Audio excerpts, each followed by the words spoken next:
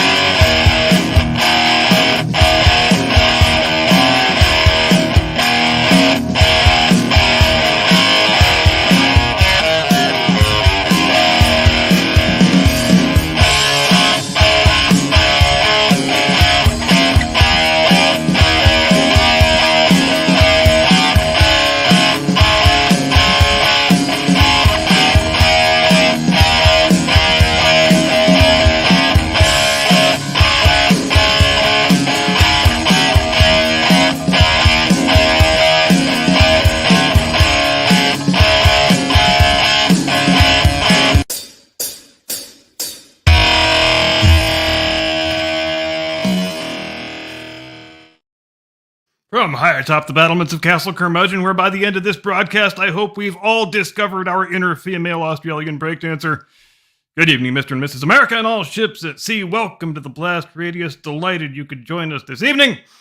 Here is your Decline of Western Civilization news roundup for the work week ending 16 August. Dateline Fake News Fantasyland, Monday, 12 August. So, you remember toward the end of last week when seemingly every fake news performance artist all across the fruited plain was trumpeting this report from Axios, yes, Axios, those paragons of ethical down-the-middle journalism that said violent crime is down nationwide and you should not believe your lying eyes and ears? Because the Biden-Harris administration, despite all appearances to the contrary, is really, really awesome at fighting crime and keeping bad guys off the streets. And the country is actually far better off than it was under the bleeding heart, soft-on-crime Donald Trump. They acted like this report was really incredibly great news for the Democrats. Hell, I haven't seen the fake news performance artist community that excited since the day they got to stop pretending they like Joe Biden. If that was Christmas, this was like an above-average birthday, let's say. Except, there's another shoe that's going to drop, isn't there? And I bet it's going to take the wind right out of the sails of this bullshit narrative that we have tried so hard to cook up. Because it turns out there was just one small, little, teensy-weensy, totally inadvertent oversight in that Axios report. Yeah, those numbers, they didn't include New York City. Whoopsie! Don't you hate it when you're trying to do honorable, ethical, honest journalisming, and some totally unforeseen, unintentional thing happens that makes the whole enterprise go tits up? So yeah, when you actually include the violent crime statistics from the biggest city in the country that is currently a post-apocalyptic wasteland of crime and human suffering, those national numbers don't look anywhere near so rosy and optimistic. In fact, it almost looks like we're sliding off the civilizational cliff into nihilism and anarchy because our big cities are run by people who think enforcing the law is dreadfully unfashionable, and criminals are the ones with all the rights. But is there a valuable lesson we can take away from this story? Well, why, yes, I think there is. If you're in local government and you are really bad at your job and everything sucks a lot more now than it did when you took over, but you want to make it look like everything's going just peachy, just don't report any statistics that might reflect badly on the quality of your leadership because, like they say, math is racist anyway. Dateline Sydney, Tuesday, 13 August. The father-in-law of Australian Olympic breakdancing sensation Rachel Gunn, better known to us, her loving and devoted fans, as Ray Gunn, put on his white armor and jumped on his white stallion and did his best bit of white knighting this week when he took to social media and very sternly informed the internet that it needs to stop mocking poor Ray Gunn for whatever that thing was that she did on that stage in Paris. I won't call it breakdancing because I've seen people breakdance before, and it didn't look anything like that. If you asked me to give my best description of what that alleged dance routine actually looked like to my uncultured layman's eyes, I'd say it looked like a drunken baby otter trying to escape from a plastic six-pack ring. But these are how the rules work in participation ribbon world, ladies and gentlemen. And apparently the Olympics, well, they are just another participation ribbon event now, so all of us old codgers better just get used to our new bold reality. Because seriously, is there any better exemplar of the participation ribbon philosophy and lifestyle than our girl Ray Gunn? If you had to distill everything that's wrong and stupid about telling kids they can be anything they want to be and giving them awards when they've achieved absolutely nothing, and put it all into one human being, I here tonight humbly submit that Ray Gunn is that human being. And full disclosure, I didn't even have any idea that people still breakdanced. I thought that was a thing black kids in LA used to do in the 80s, and it died out at least 30 years ago. But don't nobody tell that to Ray Gunn. God damn it. Ray Gunn was an uncoordinated white girl from the mean streets of Sydney, and she decided for some reason she wanted to be a breakdancer. Except she wasn't any good at breakdancing. So, in a sane world, this is normally the point at which her friends and family would have said, Rachel, maybe the breakdancing thing isn't going to work out and you should focus on something else that you're less terrible at. But goddammit, that's not the way things work in participation ribbon world. In participation ribbon world, a brave young terrible breakdancer like Ray Gunn can channel the mockery and derision of the Sydney underground breakdance community. Yes, apparently there is such a thing, into a doctoral degree. That's right, Ray Gunn is an actual doctor of breakdancing. And I had a chance to read some selections from her doctoral dissertation the other day. Let's just say it's everything you would expect, and then some. So, instead of sane people world where teenage Ray Gunn would have been told, sorry, you suck at this, maybe find a new hobby, in participation ribbon world, Ray Gunn can take this thing she sucks at and turn it not only into a life vocation, but a platform on which to become an Olympic athlete, where she can perform a routine that looks like a blindfolded one-legged wallaby trying to escape from a burning car. Bless your heart. Dear Ray Gunn, you are an inspiration to us all. Dateline London, Wednesday, 14 August. Well, things have got a little bit less fiery in the UK this week, but if I am Sir Keir Starmer's Labour government, I probably wouldn't be breathing too many sighs of relief at this point. Especially not when I see poll numbers like these, which draw your own conclusions, I guess, but from where this reporter is sitting, when a country isn't riding the knife edge between maintaining civil society and plunging off the cliff into anarchy and madness, you don't get numbers like these. 39% of respondents agreed with the statement. When it comes to the refugee problem, violence is sometimes the only means that citizens have to get the attention of British politicians. 34% agreed that attacks on refugee accommodations are sometimes necessary to make it clear to politicians that we have a refugee problem.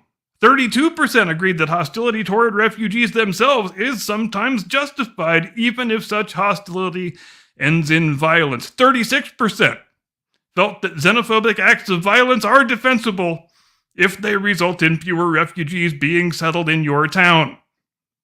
Now, I ain't no fancy social anthropologist or nothing, but this seems almost like the sort of thing that might inevitably happen when you spend decade after decade after decade beating people over the head with something they didn't ask for and don't want, When you've showed them there is no redress to be found at the ballot box because both of the crooked-ass parties are in on the scam. When you have no response to their very reasonable questions and concerns except to say you're a racist or you're xenophobic.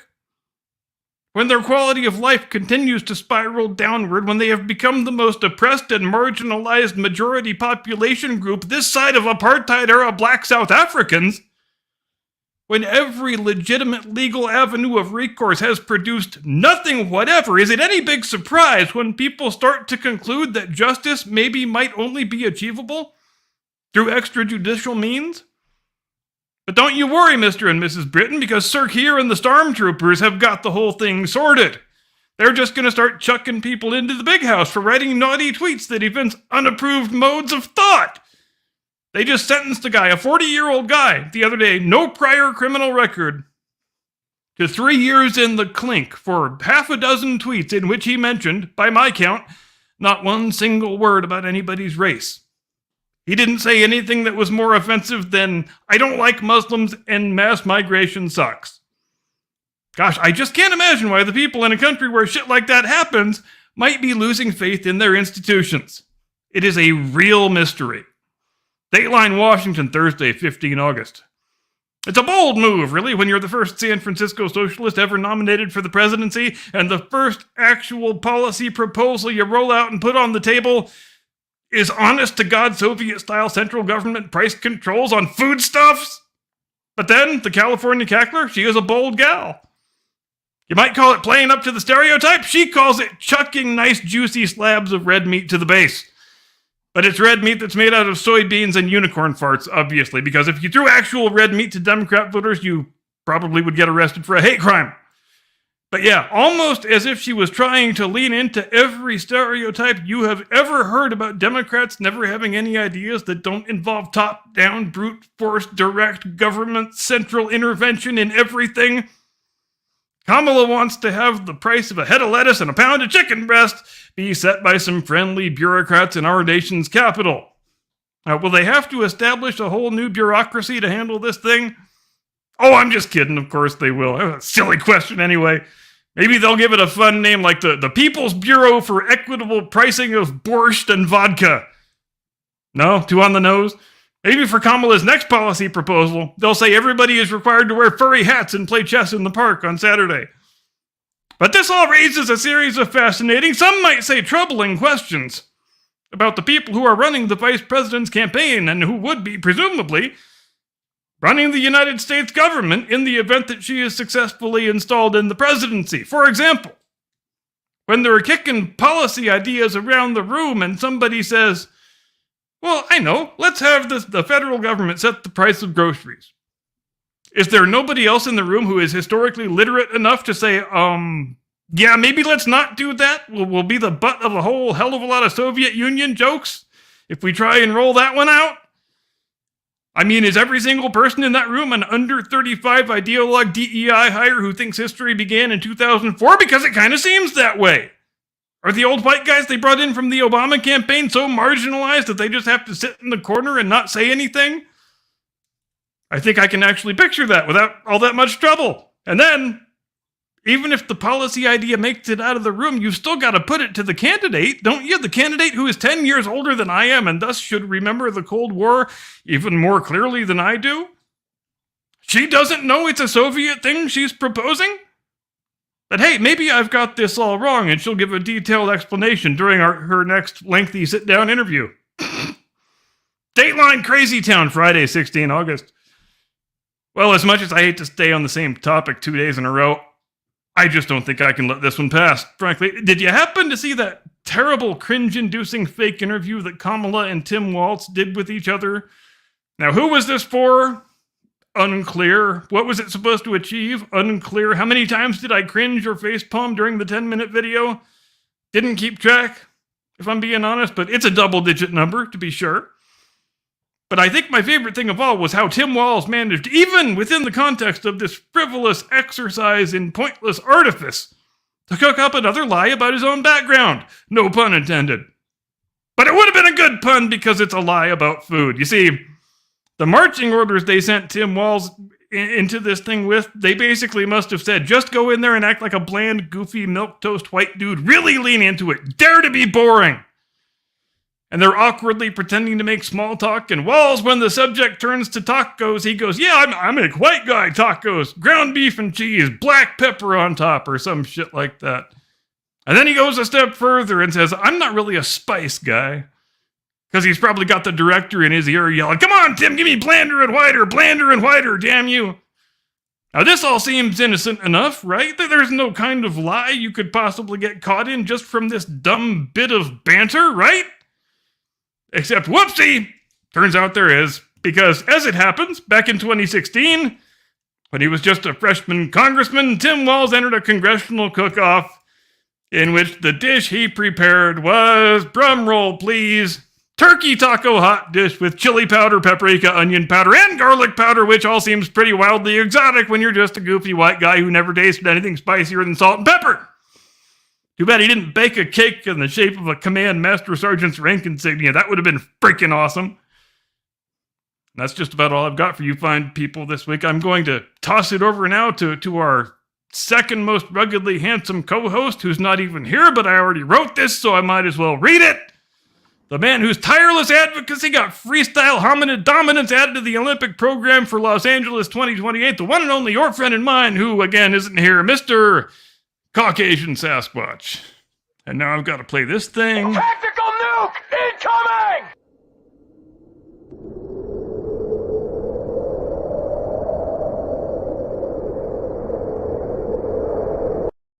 Give me the money. Give me the money, okay? Still an amazing. Good evening, Jay. Clip. How are you tonight? I'm doing pretty good, bro. It's still an amazing clip by Anna Kasparian. Do you want the screen to do whatever you're gonna do? Sure, I have a couple things to talk about. Why not? Oh, that's sorry. Unless you're gonna go another 10 minutes, bro. By all means. All right. What to do, everybody? It's your boy Jay here. A lot to talk about this week. First, I want to start off with what happened between the two rallies I've been to, not only last week, but now this week. After having the opportunity to now go to my first Harris and now first Trump rally, there's a lot to compare and contrast. Of course, it's a big difference since, being in the same state, from going to Philly to Wilkes-Barre, or Wilkes-Barre, as a curmudgeon put it. I noticed quite a few differences, some comparison and contrast between the two rallies. First and foremost, when going to a Kamala Harris rally, one of the things that I always heard about was how you always get a bunch of free shit, a lot of free things, whether it be free concerts, free barbecue, free merch. At least in this case, when I went to Philly, I was able to get free water. I was also able to get a lot of free conversation because in asking those people questions involving things between Harris and Trump, they had no issues whatsoever being able to answer every reason why they hated Trump and very few reasons why they were going to vote for Kamala. Now, in contrast, going over to a Trump rally, I heard very little criticism about Kamala Harris outside of the fact that she's just fake or that she's part of the establishment. Now, when it came to talking about Trump, in fact, there was very few things that were said about Trump, except when it comes to MAGA fans, when it comes to MAGA supporters versus Harris supporters, they definitely love their merch. There is a ton of merch. It's amazing the level of merch and how creative they are. You know a Trump supporter. You know who they are well before you talk to them. They have no bones about showing it to you, okay? Any Democrat never wears anywhere near the amount of merch that a MAGA supporter will. Now, contrast to just showing up to Philly versus showing up to Wilkes-Barre, the parking was completely different because the venue that was set up actually allowed for parking. You had to pay for it, sure, versus free parking in Philly, which was nightmarish because it's Philly, so you're already in downtown war zone, versus having to pay for parking that's actually part of the venue that the Trump team already set up. From the vendors who, of course, didn't overcharge as badly as the vendors in Philly. In fact, the vendors in Philly were selling you $5 for a pin versus $1 for a pen. This, by the way, is a Trump Pence pen that a friend of mine who came with me for the event bought. Got a 2-for-1 special. Then, of course, you go into the way that the lines are set up, the way that they're organized. In going to the Harris rally, I had to register first ahead of time, which I did. In fact, with the Trump rally, I also registered ahead of time, a few days beforehand to be exact. I think 3. When I got to the Harris rally, I was already pre-registered. I had to register on my phone by scanning in on a QR code to let them know I was there. I then had to wait for another email to come in, even though I already got the first registration email. I then had to go and go through a checkpoint that looked at my verification email as well as my photo ID. And then I was able to go through security to get all of my stuff checked. After having all my stuff checked when going through security, what ended up happening was in trying to go to the first area to be seated, well, the attendants there who were directing us to which section we had to go to didn't realize that the place we were going to already had a section full of people. And having been redirected to a secondary section, the secondary section's attendees didn't even, the attendants rather, didn't even know that we were being sent there and weren't aware that the section had to be opened up because the first section was already full. Contrast that with what happened at a Trump rally. At a Trump rally, I didn't even have to pre-register. I could have just shown up. I showed up 3 hours early before the doors opened. And the doors opened only 3 minutes late, 12:03 in the afternoon. But even showing up 3 hours early, it didn't seem to matter, as there were 200 to 300 people who were already ready to sit on the ground floor. More on that in a minute. In fact, all I had to do was wait for the doors to open up, and all I had to do was just get checked by security. After that, there were no other hoops to jump through, other than trying to find the first open section. The attendants did direct us to where the first open section is, and from that point on, it was no holds barred. You could sit pretty much wherever you wanted to, so long as you went through that section. There were no other attendants who were policing the exact sections of each part of the venue, in contrast to the Kamala Harris rally.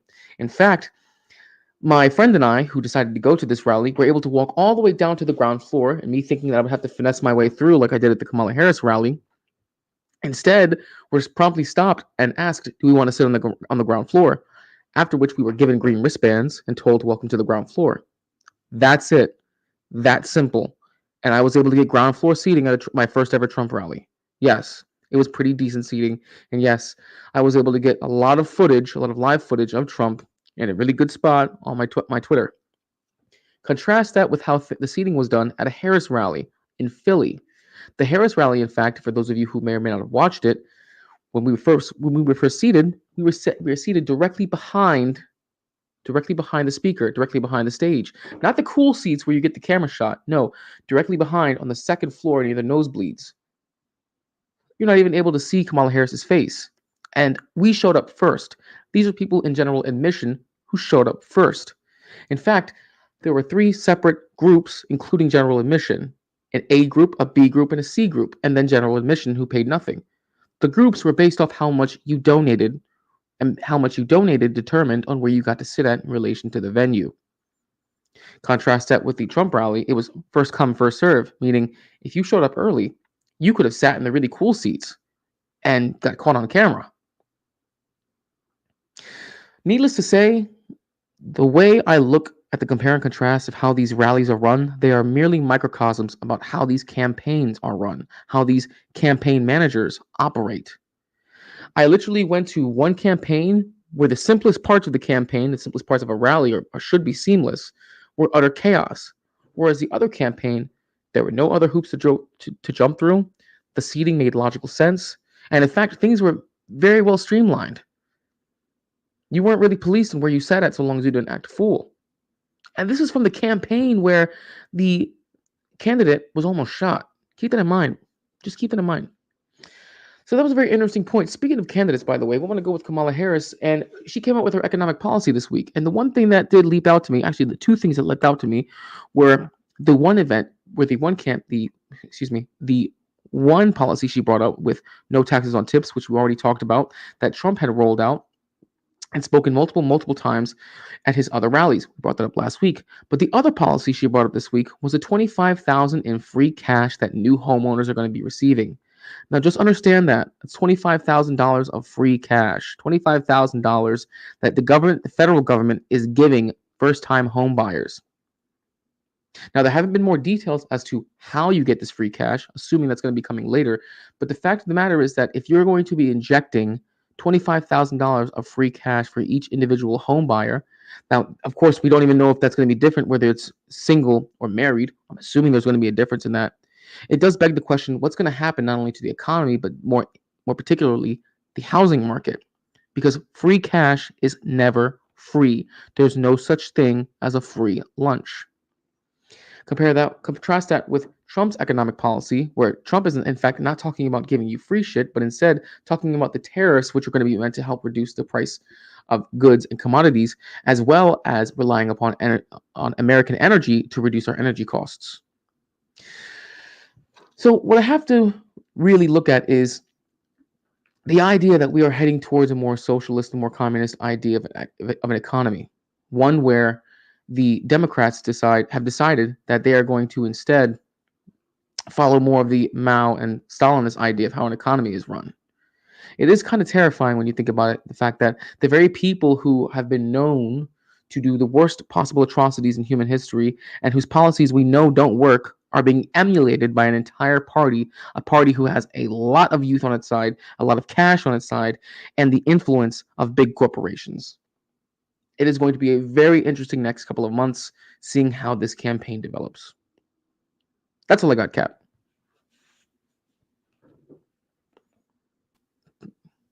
All right, no, good stuff. How would you rate the? I'm curious what the demographic looked like at the Kamala rally and also the attendance level. Okay, so the Kamala rally, the demographics. Well, first off, it's downtown Philly, so anybody was there. Every color, every creed, every religion, every style of hair. I'm assuming every gender that they've come up with now.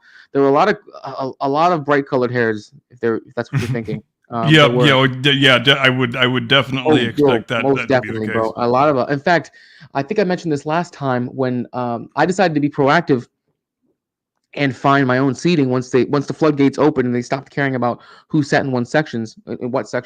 I decided to be proactive and walk from one side of the arena all the way to the other to get better seating.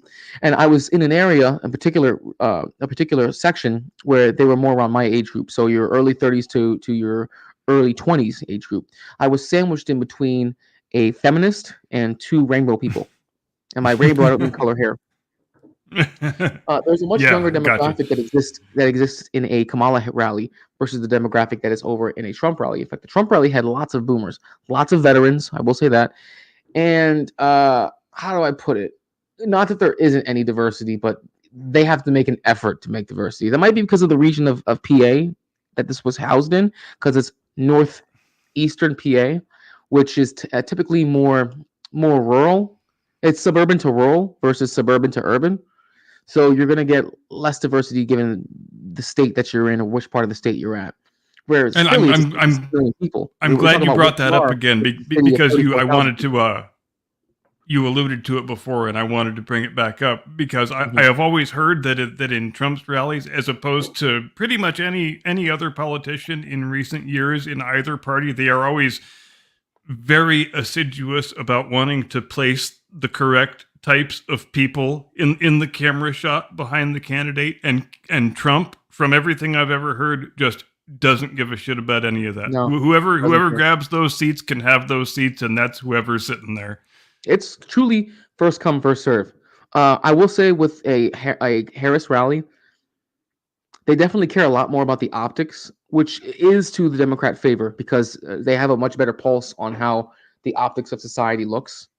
And that's honestly a weakness of the right, is that they don't do enough to make the optics look as good as the left does. I brought this up beforehand as well with another story I want to talk about, is how the left is making it a point to funnel cash into smaller content creators, which is why they have such a great control on the optics. So we always hear about how the left has a stranglehold on the media and big tech tends to serve as proxies for the left or left-leaning elements of our government. It's more than that, though. Now, the Harris campaign, which is now openly telling you and openly showing you that they are funneling cash to small content creators, giving them scripts, giving them online training on what to say, to the tune, some of them get up to $2,000 a month. And if you're a small content creator and you're in your mid-20s and you're getting $2K a month to just talk, you're going to say whatever they want you to say. Oh yeah, are you kidding me? I'm gonna read whatever the hell's on that script. Exactly. Especially if you're a starving college kid, you're not going to care. Oh yeah. Are you kidding me? That's a no-brainer. Exactly. And what I've seen is that it's almost as if the right doesn't realize this. They don't realize that they don't have their pulse on society enough. They don't have their pulse on the youth to understand how they're going to operate. It's more so than just getting free shit. In fact, no free things were given out in the Trump rally except for maybe T-shirts and signs.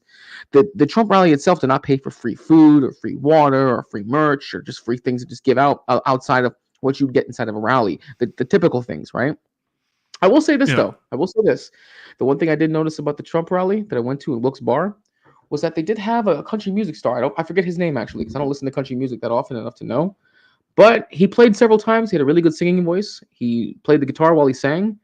Overall, it was pretty good. Not gonna lie. Now it wasn't as a superstar level as having a Megan Thee Stallion there and having the entire place rocking. But even still, they are making an effort.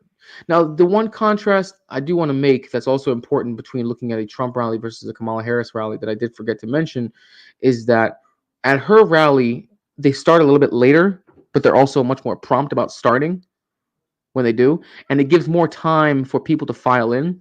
So by the time the rally started over in Philadelphia, the Leocore Center was already half filled. The bottom level was full and the top level was beginning to fill out by the time they already started up.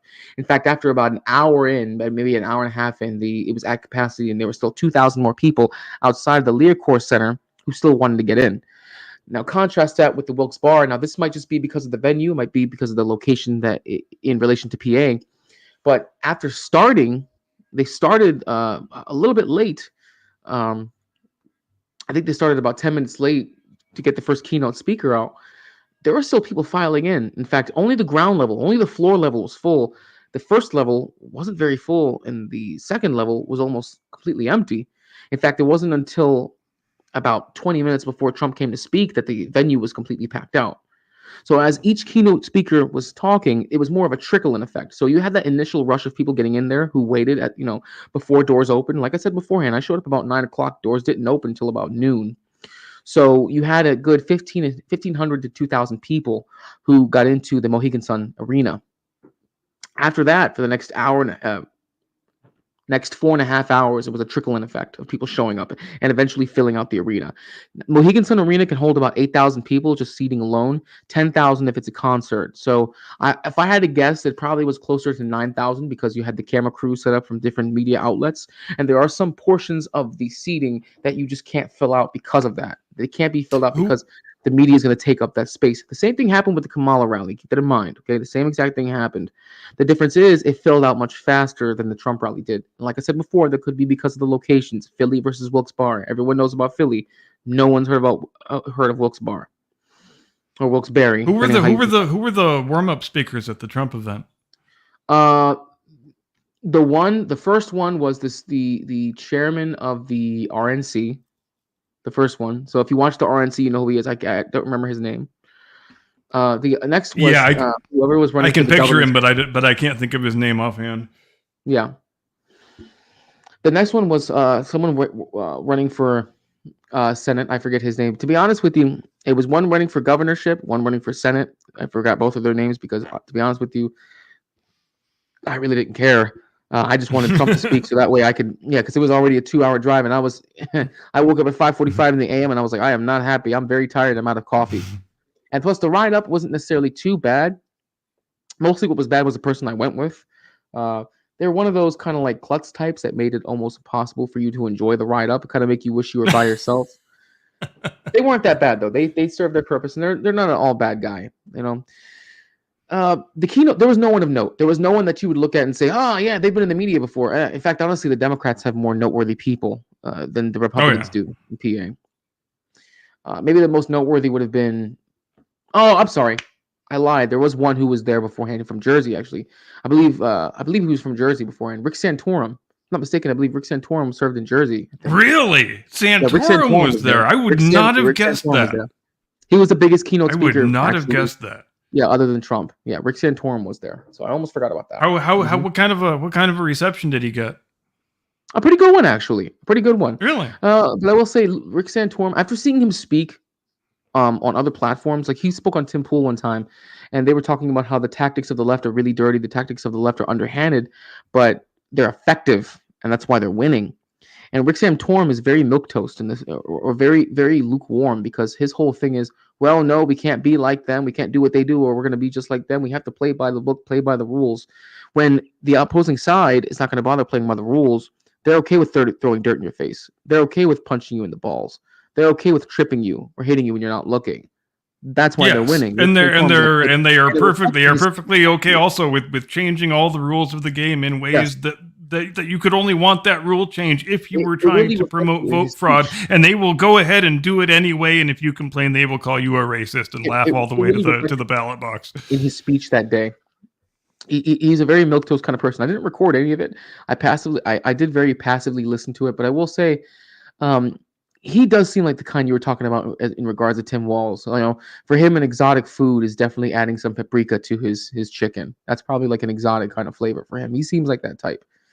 Yeah, and it seems like the Democrats really, really want Tim Walz to lean into that whole milquetoast, bland, goofy, white dude boomer type of image. I don't know really what they think it's going to accomplish for him, because you can lean into that really as much as you like, but you can't cancel out the fact that not only is he the most radical governor arguably in U.S. history, but the stolen valor thing is not going away, and nobody can really make it go away, because it's been other servicemen are the arbiter of what constitutes stolen valor, and they have decided that this is a big deal, and you can't just make that go away by ducking the media for a certain number of weeks.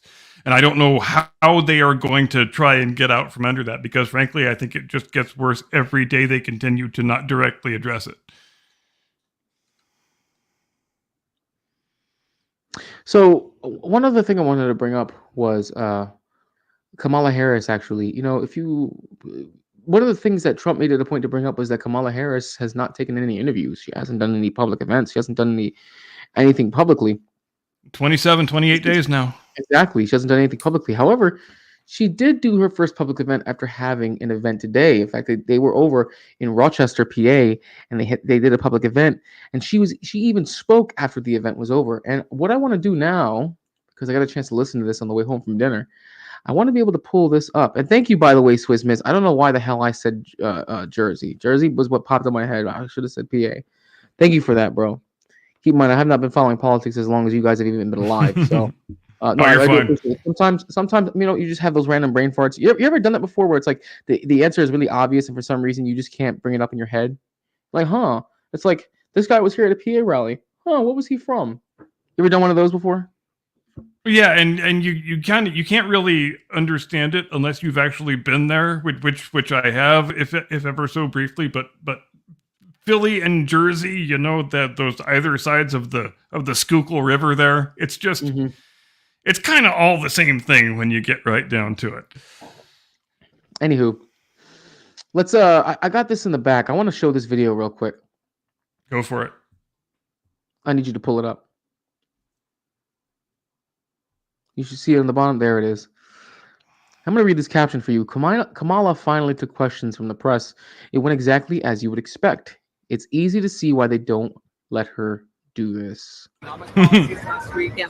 Can you explain how you're going to pay for those? And can you give us a sense of what other policies you want to unveil going forward? Sure. Well, you just look at it in terms of what we are talking about, for example, around children and the child tax credit and extending the EITC. It's at $6,000 for the first year of a child. The hair tuck is one of her nervous ticks. In terms of what that will do. When she opens with the hair tuck, she has no idea what she wants to say. When we did it, the first year of our administration, we reduced child poverty by over 50%. So that's a lot of the work. And then what we're doing in terms of the tax credits, we know that there's a great return on investment. When we increase home ownership in America, what that means in terms of increasing the tax base, not to mention property tax base, what that does to fund schools, again, return on investment. I think it's a mistake for any person who talks about public policy to not critically evaluate how you measure the return on investment. When you are strengthening neighborhoods, strengthening communities, and in particular the economy of those communities, and investing in a broad-based economy, everybody benefits, and it pays for itself. And she's just saying words. It's amazing, bro. She is truly the word salad queen, bro. She is the word salad queen. I And can only imagine what happens when she ends up going to her first debate on the 4th. I'm sorry, on the 10th rather, and debates Donald Trump, and they ask her a tough question that she may not really know. you know what I find most fascinating about how terrible she is at all of this is the fact that she knew going in, she knew when she accepted this post that there was an overwhelming likelihood that the guy she was signing on with, because he is a semi-animated cadaver, would not be the nominee come 2024. And hence, when your current guy is not going to be the nominee in the next election, obviously you're going to turn to the vice president. She signed on to be the heir apparent. She has had many months and years in which to get better at the things she is terrible at. She is terrible at pretty much every aspect of retail and intellectual politics, but she has had, as we know, the vice presidency is such a silly job with so little to do that it's variously been compared by certain of its occupants to a bucket of warm piss and not worth a hoot in hell, and various other unflattering sobriquets. But she's had all this time in which she could have been working on this. She could have been working on having a less abrasive, off-putting manner and tone of voice. She could have been working on developing a more broad-based knowledge base in the areas of foreign policy and domestic policy, for that matter. She doesn't really seem to have an extensive knowledge base in any area of political endeavor. She could have been working on any or all of this entire time, and she apparently didn't do any of that because she appears to still be just as terrible at all of this as she was when her 2020 presidential campaign never survived 2019. I really don't expect her to do very well when these first. Actually, even if she has only the ABC debate in September, I expect her to get massacred in that. If she has a Fox News debate, I would actually fully expect them to loosen the reins on Trump and let them just go in. I expect that Fox News debate to have a full audience, for them not to touch the mics.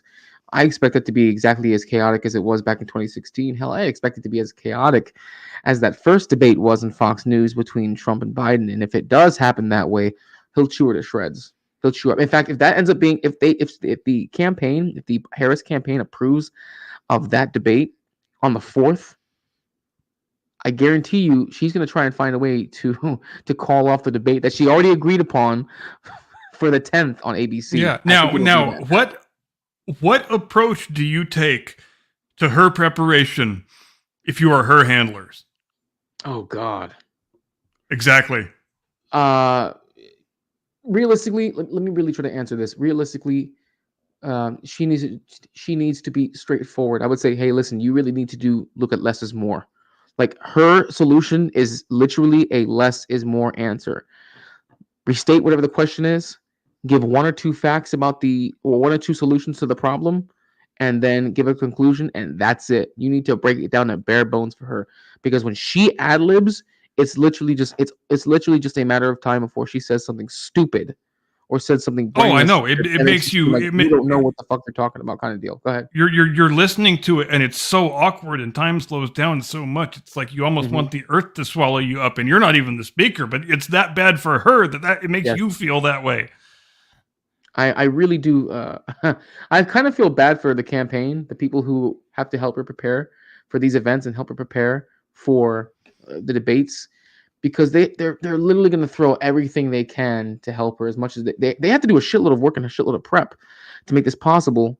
And yeah, and the first thing they have to do is figure out what approach they're going to take, and maybe that's the biggest question of all. If you're someone whose job it is to prepare these people and to get them ready to speak, it's devastating. In fact, it's demoralizing to know you put days, if not weeks, if not months, into preparing a script or an outline for them to answer these questions, see them go off base or see them forget their battle plan and embarrass themselves and embarrass their campaign, and have people like us wondering, hey, what are their handlers doing? When they're probably really doing their jobs and probably putting serious effort. They're probably not as incompetent as we think. It's right. just- And in spite of the fact that she is a couple of decades younger than Joe Biden, I think her worst case scenario debate performance looks pretty much exactly like the one we saw from him. Yeah. If that's the case, if what we see on September 10th, assuming we don't get September 4th, right? Assuming if what we see then is what we're seeing right now, bro, honestly, they might have to call up a third candidate.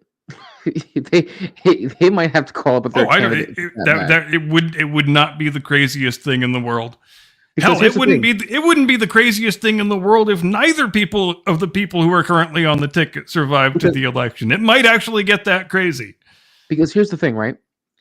If it's that bad, if it's really that bad, because the debate with Biden just showed you that he was truly mentally incompetent. His cognitive ability truly had deteriorated. That's what exposed him. Like everyone had been wondering this. You saw, all of the pretext leading up to the debate. The debate was just there was no holds barred. You couldn't avoid it. Yeah, and the point it had to get to, the Rubicon that had to be crossed was the media saying we're not going to cover for this guy anymore. It's too fucking embarrassing. Exactly. So what you may end up seeing is that might be the same case if she ends up debating Donald Trump, even if it's on ABC. They'll try to help her as much as possible, sure. Yep. But if you have a performance like that, and it's ABC, there's only so much damage control you can do. And then the only people that will be voting for will be the ones who are just the blue fanatics that are going to vote for blue no matter who anyways. They don't really care, like your Joy Reid types. They're not going to care.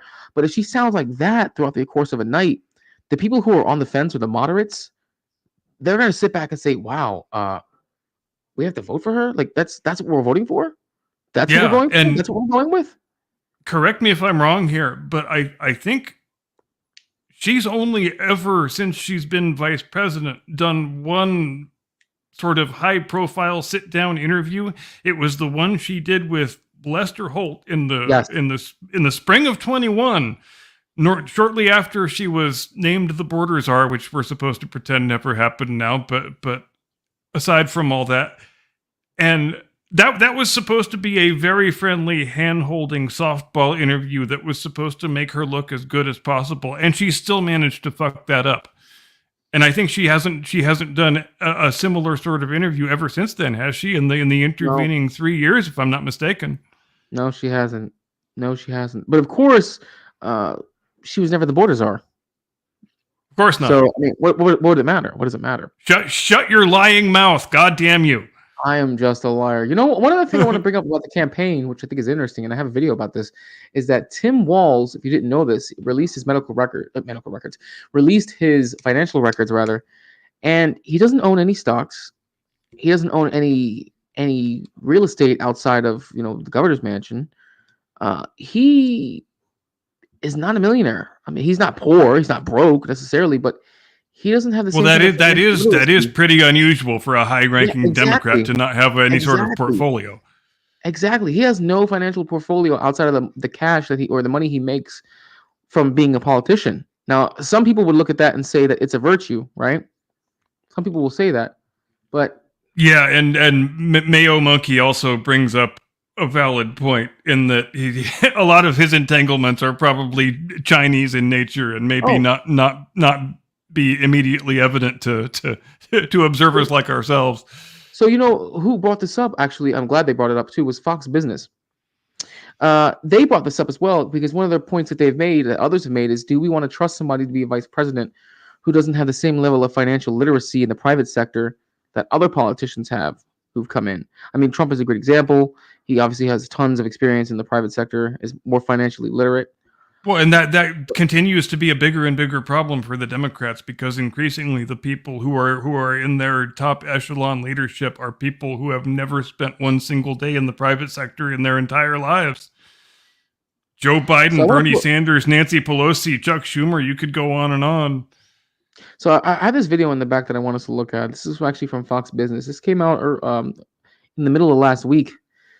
And they're the ones who go over this. Now, granted, you could say there's also an agenda behind this, but I do notice that when it comes to the major news outlets, usually if it involves money, just about any news outlet where it involves money, they have to be very objective. Everybody has a bias until it comes to money. When it's Yeah, about they money, do. They do at least make more of an effort in that direction. exactly, because it's about money. Money seems to be the great Yeah. equalizer in terms of making people unbiased. Isn't that crazy how Yep. that works? Yeah, it's funny how that works. Yeah, right. Recession and what to do with your portfolio. We've been doing it here a lot, but FT actually had an article, and well, they were making fun with this. They were saying how to drink your way through a recession. Now, it might be tongue in cheek, but I think we aren't focusing. By the way, with all the recession fears and all the way that market's been fluctuating in terms of recession, I have been investing more into alcohol stock, beer stock in particular. I think that's going to be the play. I believe that alcohol stocks are recession proof. In fact, if you look at TAP, which is who controls is the ticker for Miller Coors, and if you look at Constellation, which is the ticker for that's the company. Constellation Beers are the ones who own Modelo and Corona. Their stocks, even during the CVID, even during the Cocoa 19 recession, all of them. Yes, man, I agree we're in a recession, but I mean for a recession, their stocks have still gone up. In fact, now listen, this is not financial advice. I'm not trying to gaslight you guys into buying beer stock. I'm just going to do it because no matter what, I'm going to do it. Yo, yeah. I mean, any beer brand that doesn't hire Dylan Mulvaney is pretty durable. It seems so. Even though we've been in a shadow recession over the course of the past 2 years, they've still been going up. So even if we enter a recession, that's what I'm calling it now because we've been in a. Well, yeah, recession that was too. fun though. How we've always kind of had the same consistent definition of what constitutes a recession, and then the thing happens, and everybody just changes the definition and tells you not to believe your lying eyes. So does that mean when the bottom falls out, we're just in a recession squared? We're in a recession. Is that yes? what we're We are just going to have a big orgy of arguments about semantics and word usage because that is all that matters. So we're in a recession. Yeah, that's what it's going to be called now. The reality of the thing doesn't matter. It's just what you call the thing that matters. People got to get their damn priorities straight. Enough on the true economic pain that's already out there. Want to welcome in Big Money Show co-host Taylor Riggs, along with the Federalist election correspondent Brianna Lyman. And it's listen, recession. People change. It's tough. We just heard Daniel DiMartino Booth talking about one of the few areas where they have job increases are for therapists. So people are really bracing for it, I think, or already in a tough situation. You can look at consumer behavior for one, but Charles, I thought about you as well because I woke up and overnight I had Paramount laying off 15% of their workforce, Eventbrite saying they're cutting 100 jobs, Fastly cutting 11% of their global workforce, and then Cisco just in the last couple hours saying that they want to do a similar layoff, about 4,000 people, than what they did in February. So I think you're right that we're sort of preparing for what this recession will be. How consumers respond is another story, but from the corporate side, I think certainly people are tightening up their belts, maybe tightening up their drinking too. Depression comes along with this economic downturns. Yeah, depression also comes along with alcohol. So you're kind of killing two birds with one stone by cutting back. I actually don't drink alcohol, so I have saved on that front. What are you going to get, like wheat germ? What are you So I actually, look, I'm a big lemonade girl. So when I'm feeling stressed, I get lemonade, but I cut back costs by making my own. And unfortunately, my generation doesn't understand the concept of saving money. So they go out and spend recklessly. Come Sunday. You set me up perfectly. You set me up perfectly. All right, so. By the way, I resent that statement that her generation, which I'm assuming she's millennial, I was going to say, doesn't know how to save money. I resent that because if I'm going to spend frivolously, I at least spend frivolously in the market. That's usually how I do my shopping sprees. Unless it's going to be unless it's going to be like buying, equipment, like I told you about before the start of this the stream, like production value to add to my side hustle. When I spend frivolously, it's definitely in the market. It's to buy securities. So I resent that statement. That just means you have better that than freaking online sports betting or whatever the hell else young people spend their money on these days. Oh, make no mistake, I'm still a fan of fantasy. I'm still a fantasy fan. I will spend. I believe I used to be too. Yeah, I did it for a lot of years and quit doing it a lot of years ago. I saw this one. I call it the American Dream meets the American Dream. It's an article that suggests Gen Z buying homes for things like likes and content. They say it could be good for the aesthetics of your personal brand. Brianna, so forget about raising a family and the white picket fence. Buy a home and start posting pictures. Charles, this is the problem with my generation. Everyone sees things on TikTok, social media that's shiny and new, and they don't think about this house will be a great backdrop for my YouTube videos. Yeah, I didn't realize she was that young. I thought she was a millennial. So she's a lot younger than I thought. She's claiming Gen Z. So never mind. I thought I would have guessed millennial too. Yeah.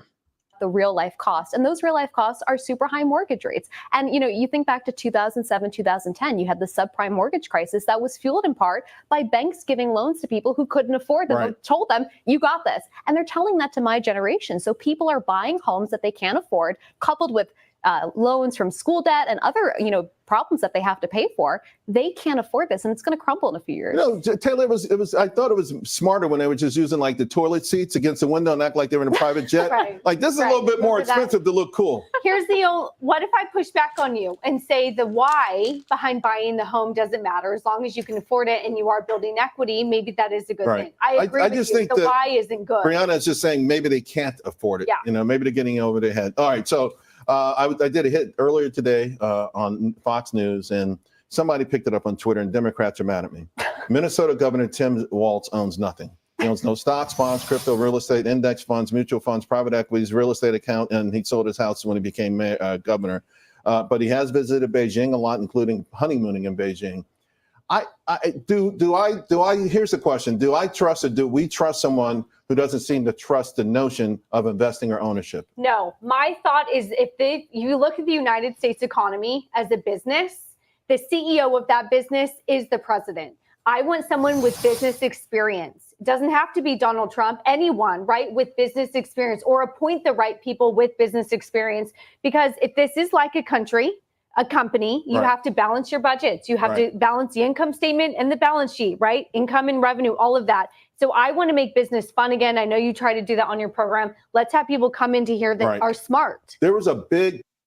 I'm not really worried about business being fun. I'm worried about business. Yeah, I'm being not worried fun. about business being fun again either. Yeah, because if things are fun, that doesn't mean that they're necessarily effective. Doesn't mean they're necessarily being done right. When it comes to business, I don't care if it's a slog. If it's going to make me money, I will find a way to deal with it. I don't like reading reports. I don't like listening to conference calls. I don't like listening to earnings calls. I don't like even going through fundamental analysis. And I pay to be in a course that helps me to go over fundamental analysis of companies that I want to invest in. That shit's not fun. Business and fun are not words that I associate with each other typically. It's not fun, but if I'm going to be in the market and I'm going to invest my hard-earned cash into securities that I want to have pay dividends, I'm going to do it even though I don't like it. So the fun part, put that out your mind. And she brings up a good point, though. You do want to have politicians who, if they're going to be influencing the budget, influencing the market, influencing the country's economy, you want to have people who've done this at least on a somewhat smaller or a relatively smaller scale before they scale up on a yes, scale. it's not. I don't think it's a whole hell of a lot to ask that the people making the most important decisions should have some tiny bit of experience in the real world doing things that are not freaking government. And that's why. Go ahead. You go ahead. That's why I think it's kind of suspect that Tim Walz doesn't own anything. Stock, bonds, real estate, doesn't own crypto. Yeah, and if it wasn't for the China thing, I might be inclined to say that makes me trust him more. Not in the sense that he understands anything any better, but maybe in the sense that he might not be corrupt and on the take. But the China stuff makes me not think that for very long. Yeah. Because frankly, I see little possibility that there's not something pretty shady going on the China front, frankly. It's like, he was really only known for being Tampon Tim, right? For him being the governor who approved of having tampons in boys' bathrooms. Aside from that, I really didn't know much about him at all, to be honest with you. Well, yeah, and the guy who allowed half of Minneapolis to be burned down during the George Floyd Summer of Love riots. The guy who told the third precinct that they had to abandon their station and let it be burned down in the name of racial justice. That was pretty shameful, I think, if you ask me. So, one other thing I want to bring up is he seems too good to be true. It's as if he's a candidate that's too clean. Like, there's no such thing as a politician that hasn't had their palms greased or try to look for a handout or try to, have money sent towards a special interest project that they're involved in. He's too clean. Yeah, I don't think you can be a congressman and then a governor without doing some ethically dubious things. Let's put it that way. Which is kind of what bothers me a lot about him as a VP pick. big push to own nothing from the left. Going into the pandemic, the pandemic blew them up because people say, you know what, I don't want to live in a building with 48,000 people touching the buttons. I do want to own my own house. I do want to own my own car. I do want to learn how to preserve food, right? This was already a movement in this country that we should not want to own anything, have a sharing society. Yeah, I mean, Tim Walz is the same person who said, someone's socialism is another person's neighborliness. He endorses this idea of this collectivism where nobody has individual ownership. And I think what's indicative of him not owning stocks is he's financially illiterate. And when Minnesota got money from the COVID relief program, what did the governor spend it on? Murals, movie theaters, parking for state employees. I bet if you asked a Minnesotan if they wanted extra money in their pocket, even if it's $2, they would have said yes. Right. And so it goes to your point. He doesn't know what to do with money. And the best place to ask them is on the exit out the state, because everyone's left that state. Every income bracket below 25,000 has left the state, net. Got to talk about this. We talk about this, people pushing back on college. And so right now, only 36% of Americans have a lot or quite a bit of confidence in college. But here, this is what I want to talk about. This was surprising to me. The number one reason was political agendas. That even eked out the fact that there was a wrong focus or they don't teach the right things. Brianna, are you surprised by this? No, I graduated college in 2020, and I'm lucky that I ended up more conservative than I started, and I was at Fordham. And I think, unfortunately, graduated college in 2020. They see people being infiltrated with left-wing thought ideology. But I also think you don't get bang for your buck anymore. You grow up and you go to college, you think it's going to traditionally correlate with a higher income. It doesn't anymore. But that's the wrong focus. And that's a huge deal, man. And, guys, and I've brought this up beforehand on my channel on different streams. All you need to do is go on Indeed. All you need to do is look at some of these jobs that require you to have a bachelor's degree, and they want you to have a bachelor's degree. On the high end, you're getting paid $20 an hour. On the high end, what the hell kind of job is it that you're starting off entry level for $20 an hour, and you had to spend all this time and money to get a bachelor's degree to be qualified for the job? It's insane. It's as if these companies have colluded to lower the value of education, so that way they can yoke you up however they want. And they're able to feed the college industrial complex. Well, yeah, and I've told this story probably on this program before, and I know multiple times on my own show. But when I got laid off in the Great Recession back in 2008, and then immediately started applying for the same job that I had just been doing full time for 8 years. Suddenly, I couldn't get interviews for my own job because in the intervening years, that had become a job that requires a bachelor's degree. So, they would interview a 21-year-old zit-faced kid who's just emerged with a bachelor's degree in architecture, but me, the guy who's been doing the actual job for most of the last decade, I can't even get an interview. That's That's how my life changed between the early aughts and the late aughts. Absolutely insane. Focus thing, but the political agendas part is what caught me off. I don't like that, which is why you've seen a big push to trades, make some of the trade schools great again. Right. I'm also a huge fan of college as long as there is a job on the other end of that to pay off the student loans. But if you're going to college to do a liberal arts degree or a gender studies degree that has no payoff, no job, then I agree. It's sort of become this political thing and people don't really have a plan on the other side of You that. think that it's hard to take politics out of these schools a little bit after what's happened in the last year? Follow the money. Only if we sort of cut back on the funding of what we give these elite universities, only then do they wake up. All right, ladies, we covered a lot of stuff. Good stuff. I know. Thank you all Drinking very to much. universities. All right. And by the way, folks,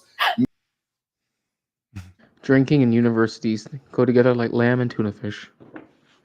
There was one other point I wanted to revisit because we sort of both touched on it in our opening monologues, is the idea, the dichotomy. I don't think there's ever been, and maybe I'm wrong, such a sharp dichotomy as there is now between one vision of economic management where the thing government is supposed to do is create conditions for people and businesses to flourish and do well. And there's another vision that says economic management means we give you stuff. Right. And there seems to be so little of a middle ground anymore between people who want to manage things the way we have traditionally managed them in this country before, and people who quite literally want to adopt a sort of Marxist-Leninist central planning model. And I don't think enough people are horrified by that, frankly. I think a lot of people don't. A lot of people on the left who adopt that model of giving you free stuff to fix the economy don't believe in the saying that anything given is not appreciated or anything given has no value. If you were just given something, you didn't earn it, you don't value it anywhere near the same. Which is part of the reason why, if you look at these inner city shitholes where they just get this free income housing and they get free money in order to pay for it, or low income housing rather, and they get free money to pay for it, they're run down. They look horrendous. They want every major city to look like that. They want every part of every major city to look like that. In fact, they want you to not own a car. They want you to have 15-minute cities that look like 15-minute shitholes where you have to walk everywhere or take public transportation. Yes, and that's go ahead. Something I keep trying to explain to people every single chance I get about the whole green new boondoggle. Right. The point of the exercise absolutely is not to get you out of a gas car and into an EV. The point of the exercise is for you to not have any car at all. That is the end game. Exactly. Because if you don't have a car and you have to rely upon a state-based transportation system, and every single aspect you have to give up of your own volition in order to rely upon the state is every aspect that the government has control over you. Yeah, and it all adds up. You know, and the little electric vehicles, they're a nice sort of midpoint between the point of departure and the destination. Because if the people who do have cars have EVs, then basically you've got a kill switch that you can lock everybody down in their homes by just either cutting off the electricity supply or there's some central manufacturer kill switch they can kill with. But that's the utopia that they want to work toward. They really liked that lockdown business a few years ago. I think it worked better than they ever imagined it would, and I think they want to try a new and improved version of it, the absolute first chance they get, and stuff like that in the future. People only having vehicles that can be locked out from a central location, I think, is part of the vision. So since we're on the subject of the economy, this week Kamala Harris rolled out her economic plan. And there were some highlights that I touched upon that I think we should go over in regards to her policy speech. For those of you who didn't watch it, I watched it. I wasn't too impressed by it. I didn't think it was too impressive. But let's listen to how the guys at CNN choose to break it down. President Kamala Harris wrapping up her first major policy speech in North Carolina. She's now working the rope line, shaking hands with folks as she laid out new details on her economic agenda. She touted the Biden administration's work bringing the economy back from the COVID pandemic. She said she wants to build what she's calling an opportunity economy, with bringing down costs of living as her top priority as president. And that includes her proposal to ban federal price gouging on groceries, lowering the cost of insulin and prescription drugs, and taking down barriers for home ownership. We have CNN's Eva McKind in Raleigh for us. Eva was there for this speech. How's it being received, Eva? Oh, Jess, it's being received very well by this crowd. It is a smaller crowd than her typical campaign rally, and these are invited guests from the community. But the vice... Oh, keep in mind that it was a massive barbecue they held to feed the entirety of the crowd. Massive barbecue. Was that the thing where only 250 people turned up? Say that one more time. Was that the one where only 250 people turned up? I think so, because she even mentions that they had a massive barbecue beforehand at the beginning of the speech, and she gave a shout out to them, which tells me that prior to her giving her speech, they just fed everyone. Right. I mean, if you know that you're going to be going to a place where they're giving some good free barbecue, yeah, sure, you'll deal with having to hear some milquetoast politician speak for 45 minutes. Oh, I know. If the barbecue is good, are you kidding me? That's an easy one. Done deal. Especially, going to a really good barbecue joint is not cheap. Like, if it's quality, no, you're definitely spending good money to eat that. You got some quality tri-tip. I'll listen to any silly speech you want. Exactly. So I'm not surprised at all that. Well, I mean, I'm not surprised that it wasn't that big of an event, to be honest with you, because their campaign, while yes, they have gotten record-breaking amounts of cash, they're not just going to want to spend it willy-nilly on anything like barbecue food. president Right. basically outlined two very different visions for America. This was the first time that we heard her give a concrete policy address, but it was also significant because you could see she was really intentional about trying to connect with everyday Americans. She says that she knows what it's like when the prices add up for clothes, for food, for groceries, for everyday living expenses. She talked about working at McDonald's as a young person in college and then seeing some of her coworkers at that time trying to make that salary work while raising a family. So here are the actual concrete policies that she laid out. A federal ban on price gouging for food. She pledged to build 3 million new affordable homes that she underscored would in fact go to the working class. We got to talk about that Perhaps one. the loudest applause line came when she talked. By all means, lead us off. If you're going to build 3 million new homes and the federal government is going to be paying for them, that means all the labor has to be prevailing wage, and that precludes any possibility of the finished units having an affordable price tag. That's all. If the government is building 3 million homes, that's 3 million homes the government owns, which means you are paying the government your mortgage. You are not paying the private lender your mortgage. And it is yet more, like we've been talking about, top-down, brute force, central government planning. And if that's the case, that means the quality of those houses are going to be dog shit. If Section 8 housing is any indicator about how government-funded housing looks like, look no further to what 3 million more homes provided to you by the government is going to look like. Yes, indeed. And Queen Bird, to answer your question, she does have no kids. She also has 0 American ancestors, for whatever that's worth. And I think it happens to be worth a lot. Oof. Talked about helping first-time home buyers, $25,000 for first-time home buyers. You saw people get up on their feet and just applaud loudly. That was something that is very well received. And no doubt, Jess and Boris, that is something that I repeatedly hear on the campaign trail. So many people are worried about the ability to buy a house and the ability to afford rent. And so this economic vision is really speaking to the needs of everyday Americans. Republicans are characterizing it as just a wish list. They are, in fact, policies that would require working with Congress. Something else I want to mention, too. When it comes to a Kamala Harris rally, and this happened when I was in Philly as well, she does stay around on the floor for a little bit to talk to people, to talk to, I'm guessing, the press, maybe talk to other politicians who were there, maybe other major donors who were there that want to do a meet and greet with her for the first time. She's in the public eye quite a bit. She does hang around. Versus when it comes to a Trump rally, you see this every time, at least every rally that I've covered, and now having been there yesterday for the first time, when he's done talking, he doesn't stick around. He goes. He just walks right out. Elvis has left the building. Yeah, that doesn't really go too much to the topic at hand, but it is an observation, compare contrast, because I'm going to keep on bringing that up the more rallies I go to and cover. It is an interesting nuance, though. It is an interesting little tidbit that you notice between the two parties. And it is fascinating and instructive, I think, that you're going to rallies on both sides. Well, I mean, you should. Just because you're not going to vote for the other side doesn't mean you shouldn't want to know how their policies are. And it's going to enable you to gain insights that few other people can gain. So it's a good move for sure. Oh, yeah. And are very difficult to get over the finish line.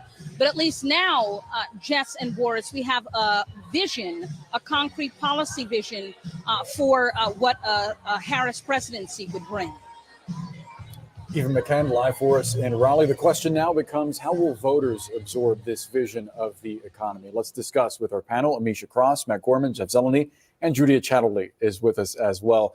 Jeff, on the politics of this, there were two things that really struck out to me with this speech, and I think they were pretty obvious and deliberate. On the issue of tariffs, which Donald Trump has sort of made his namesake going back to his first run for the White House, Kamala Harris here describing it as a Trump tax on imports, essentially saying that Donald Trump wants to tax consumers. And the second thing, she's spent this speech contrasting herself with Donald Trump. And I think that the most clear contrast was the fact that yesterday Donald Trump is giving a press conference outside of his private golf club. And then you have the vice president here talking about how excited she was to see her mom save up for 10 years to buy a house, and then how she worked at McDonald's to put. That's such a weird. Oh yeah, when you were contrast. living on the richest street in French Canada, your mom had to save up to buy a house. I think I'm not believing that one, Cammie. That's such a weird contrast. Trump is in front of his private golf club, but Kamala Harris decided to talk about how she worked at McDonald's and how her mom saved up to buy a house. Yeah, that's a weird contrast. That's arguing we're- apples and hand grenades. Kamala Harris is walking a treacherous path if she's going to pretend she didn't have an affluent upbringing. We continue. Put herself through college and watch people around her struggle to make ends meet and work multiple jobs to do that. So it gives a sense of legitimacy to this populist argument that she's trying to make. I mean, the contrast in every respect could not have been more clear. In terms of the Trump tariff, she really broke it down. She said it's a tax on gas, a Trump tax on food. So what this is doing by having her finally give a policy speech, it's shining a broader light on his policies, and there are gaps in both of them, no doubt about it. One thing she did not say is how any of this would be paid for. Of course, that is not uncommon in a presidential campaign. This is an aspirational level. He never says how he would pay for his plans either. But what I did think, and this is the point of it, obviously, is to draw a contrast obviously with him, but on the middle class, and help explain herself. She still is not introduced that well to the American people. She's been in the public eye. She's been vice president, but allowing her to sprinkle in her biography, I thought was so interesting. And we are going to hear more of that at the convention next week. The housing crisis. I hear it constantly as I travel around the country talking to voters. You may ask, why didn't the Biden administration do more on this? It's a good thing to ask. They've done some, but she's focusing on that with a specific of $25,000. That would be certainly not paid for, but that is something that voters can get their minds around. So I think drawing a sharp contrast here is exactly what she wants to be doing. The details, they don't quite all add up, but again, we don't know the makeup of Congress, and they don't add up. I like how darn those details. Yeah, I like how CNN can admit the details don't quite add up, but I'm sure Congress will figure that part out. It's like he grudgingly admits it, even as much as he doesn't want to, even though we're still pretending this is journalism. Keep in mind, darn it, guys, this is bad for our team. They still have to be somewhat objective. They have to at least cosplay as being objective. It's CNN, sure.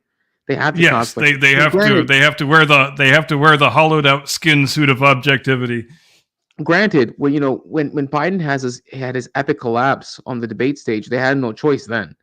They literally had no choice. And unless they wanted their platform to be laughed out of the industry. Oh yeah, and if I'm going to tell you right now, if he had turned in a 10% better performance that night, all those same people would still be telling us that he's as sharp as a tack and ready to serve another 4 years.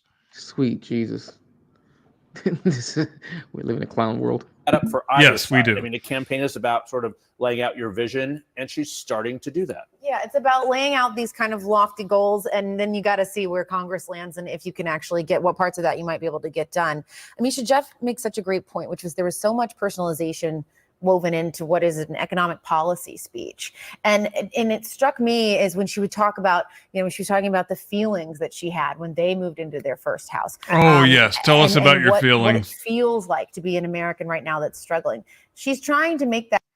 I will say this. I'm glad that they brought this up and that you made that comment, because I talked about this last night. I had an impromptu stream after the Trump rally to give my take on it, more so to the energy, because I touched on that, is that the experience you get from doing something that in real life versus covering it online is completely different. It's like when you watch a football game on from the comfort of your home. Sure, you can enjoy the game even if it's a team you enjoy, but it can be a football game for two teams you could care less about, but the experience itself feels completely different. It gives you a whole different perspective. It changes the way you look at the game, changes the way you appreciate the game, right? The same thing can be said about when it comes to rallies. It changes your perspective on rallies and gives you a different outlook on actually experiencing it in real life versus just experiencing it from a screen. And the point I was making with that is seeing both rallies, seeing both sides, I see now how the left is able to mobilize feet, get feet to move, because they're attuned to how people operate emotionally, and they tug at the right heartstrings to get feet to move, and the right doesn't do that. They don't know how to tug at heartstrings enough to get feet to move, and that is the problem. The Democrats have spent decades perfecting the spurious appeal to emotion, and they are better at it than anybody. But that's a lack of adaptation on the right. That is a fault of adaptation on the right, because it's one thing to sit here and say, and don't get me wrong, I saw plenty of people with the merch and plenty of people with the sentiments of, well, the hell with your feelings, seeing people wear the merch that says, fuck your feelings, libtard. I get that. Facts don't care about your feelings, which is the right espouses, and I agree with that. But we also have to acknowledge but you have to win in the world you're actually living in. Exactly. We have to acknowledge that if facts don't care about your feelings, then you must also recognize feelings don't care about your facts. Yeah. And that is a fact. And when you have in a world like the one we're currently living in, there is a limit to how many elections you can win just appealing to people's rationale. Exactly. And when you realize that they're able to mobilize people, and having been around these people, that's why I mentioned it on the last show.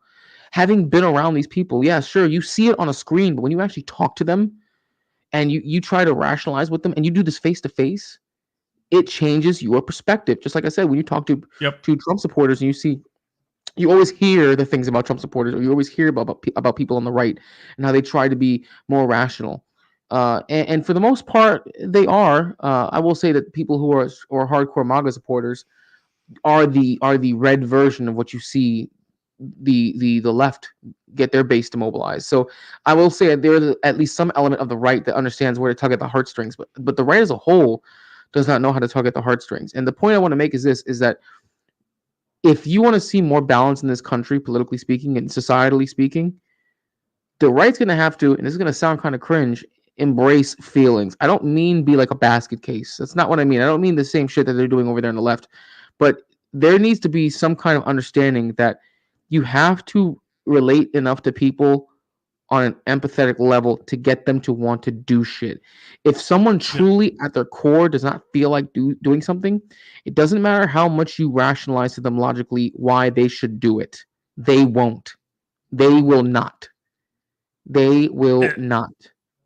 And whether anybody likes it or not, or wants to accept it or not, the world in which we are currently living, in which this election is going to happen, is one where one of the parties and the entire media industrial complex that is affiliated with it, they do all of their talking and all of their messaging, at least 95% of it, is in the language of feelings and emotions.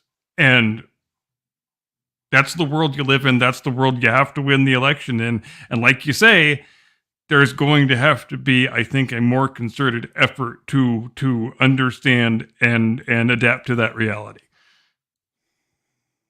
Adapting to reality, that is the key. That connection with voters, that she sees them, that she hears them. It's a tale as old as time in politics, but not everybody can do it. Exactly. Well, you can't do it if you didn't live it. So I think that the narrative she's able to build is one that comes from personal experience. And honestly, it's one that millions of families across America have in that same way, where they've watched their parents, they've watched their grandparents, caregivers have to save for years. Some of them make it to where they're able to buy a home. Many of them, quite frankly, do not.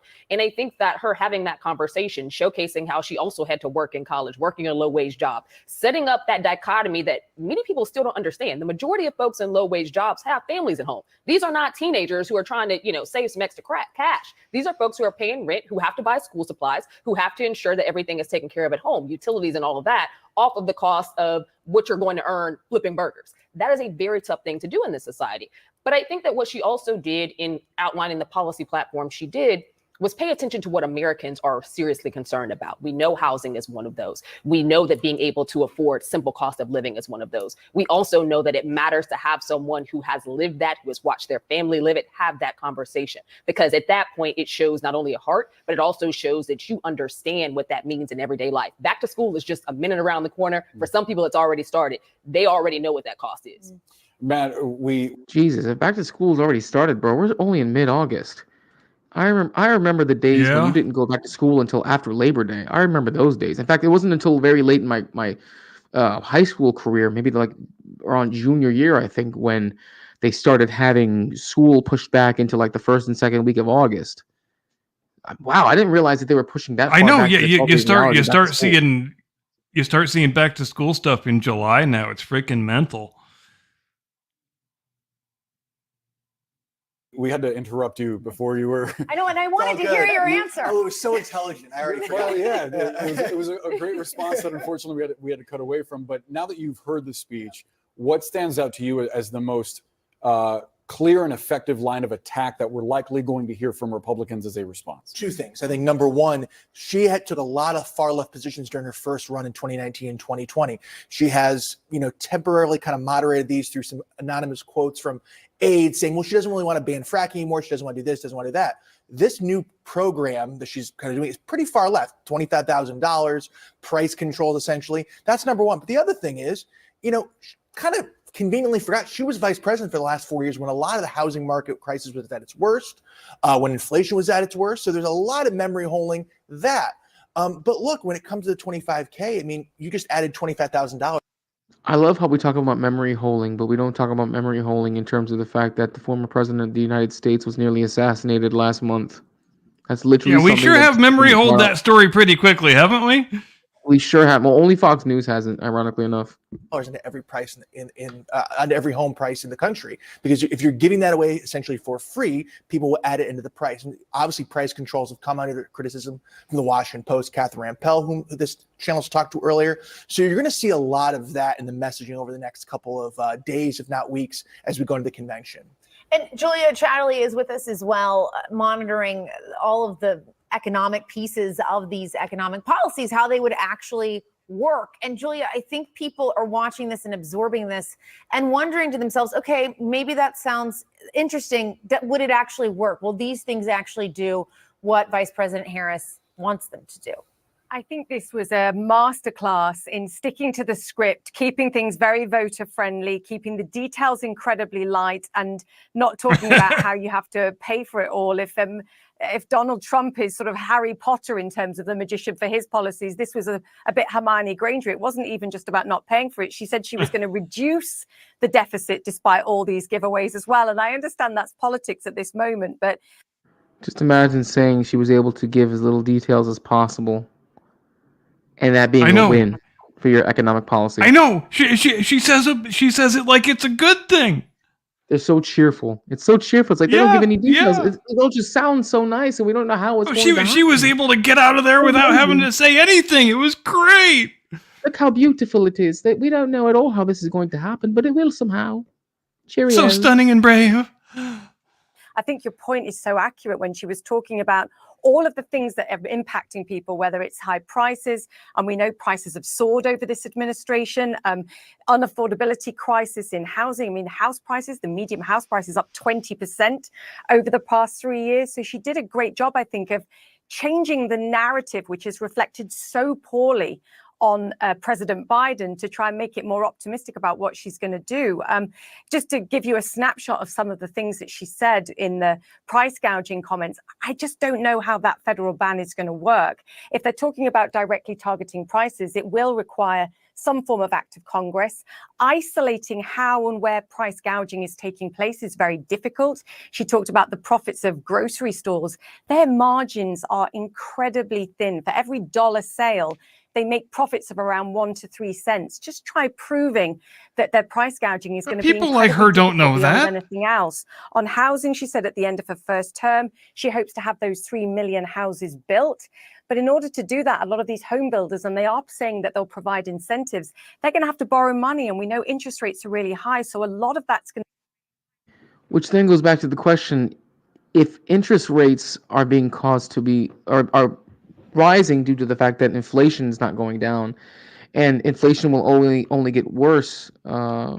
Inflation will get worse in the initial start of the recession, and then it will start to slide down. How do you expect these houses to get built, and these builders to be incentivized to build these houses if they can't borrow the money at a decent rate? You know, sometimes all of these questions come back to an amazingly simple truth. When government action has caused bad things to happen in your economy, you can't fix the bad things with more government action. You have to fix the bad thing by undoing the action that caused it in the first place. But good luck ever explaining that to a Democrat. Going to depend on mortgage rates coming down, which could end up fueling house prices even higher if people start buying. But also home builders are going to want to be able to borrow at lower rates as well. I mean, I can pick out a whole host of other things where the devil's going to be in the detail, and it's all going to be about the execution. But I will say very quickly, I like the way that she compared and contrasted with Trump over what his impact will be. And I have to say it's inflationary in many of these cases. Mm-hmm. It's inflationary. You want to talk us out for a minute, and then I'll talk us out for a minute? Sure, guys. Appreciate everyone for coming through tonight. Really do like the fact that we had a good amount of engagement in the chats. Definitely enjoyable. I'm glad that people were able to appreciate the comparison contrast. Well, CNN can appreciate comparison contrast when it comes to Trump and Kamala.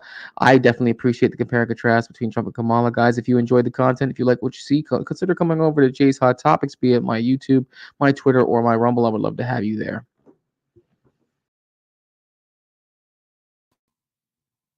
Ladies and gentlemen, thank you ever so much for joining us here on the Blast Radius. We sure do appreciate it when you spend a little tiny part of your Sunday evenings with us. We're sorry that Mr. Sasquatch wasn't able to be here with us tonight. Hopefully he gets his internet issues all sorted and that storm passes and we're back to business as usual next week. Thanks very much to Jay for being here. I thought the program went pretty damn well, all in all. We tried not to screw the pooch too badly, and yeah. We will see you next week. You have an outstanding tomorrow and day after and rest of the week, and we'll see you next time. Do not comply. Get off my lawn.